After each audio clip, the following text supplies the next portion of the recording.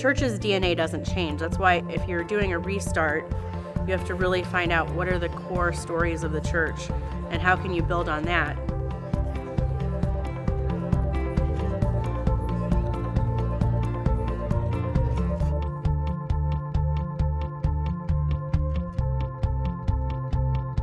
The altar that's behind me was one of the only things that survived a tornado in 1896.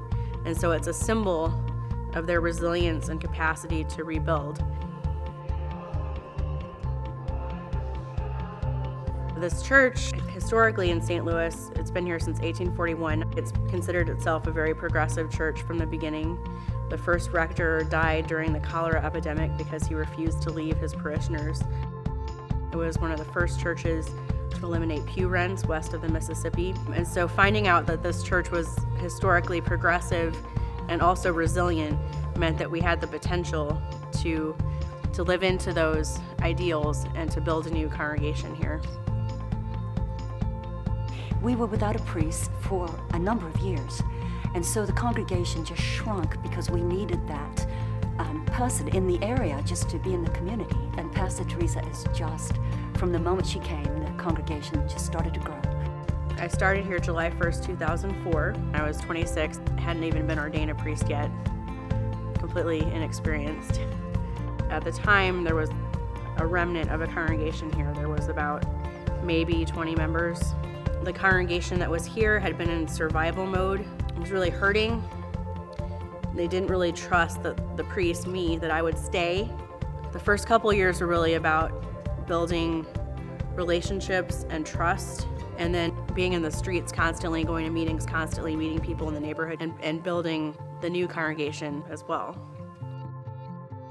So it came from 18 people every Sunday to maybe then 25, and then it was lovely to come every Sunday and see the progression. So now, last Sunday, perhaps 100 people. It was very, very pleasant. The growth in this community has really been about people making a commitment to living in the city of St. Louis and raising their kids here and wanting to be part of a church that's invested in the neighborhood. This community has both white and black families of more working class backgrounds, a very diverse lesbian and gay population, white kids raised in the suburbs that move back to the city. It's pretty diverse.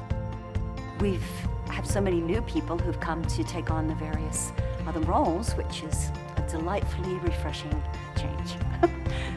We have the Immigrant and Refugee Women's Program. We have the African Mutual Assistance Association. We have Trans Haven, which is a trans advocacy group. To me, that's what a church should be. It should be a place where everybody in the community feels welcome, whether or not they worship here. We started the St. Louis Community Farmers Market at St. John's Church about 5 years ago. Not only does it help the farmers sell their merchandise, but it also helps the community get the fresh food that they want. There's just an interconnectedness between, the market and the church community and the community surrounding the church, even, outside that particular denomination itself. So I think it's really nice, actually. I'm a lay person and I'm a catechist. And I also am a chef and make soups to sell to the community in benefit for our feeding program, the Peace Meal Project.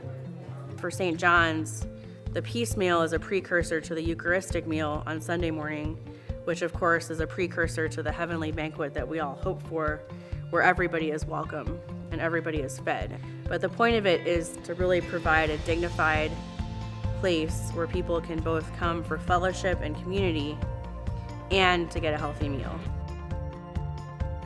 A real sense of people coming in and feeling a sense of belonging. You still very much feel of it as a spiritual place. For me, it's all about the service. I love the very continuity and familiarity of it, and yet I love all of the changes that have come around. So for me, it's still that sense of real doing God's work. So many churches close, and then you see them being turned into restaurants or, and that was my one fear, and now to see it so active.